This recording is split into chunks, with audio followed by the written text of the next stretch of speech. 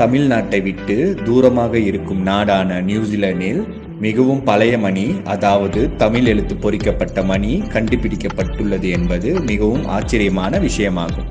New Zealand நாட்டில் கண்டுபிடிக்கப்பட்ட இந்த மணியில் பொறிக்கப்பட்ட தமிழ் எழுத்து பழமையாக இருந்தாலும் அதை நாம் இப்பொழுது படித்தால் கூட நம்மால் இது தமிழ் மொழிதான் என கண்டு கொள்ள முடியும். இந்த மணி 1836ஆம் ஆண்டில் வில்லியம் கொலெட்ஸோ என்ற யூரோப்பியரால் கண்டுபிடிக்கப்பட்டது. இந்த மணி 700 ஆண்டுகள் பழமையான மணி என்று கூறப்படுகிறது.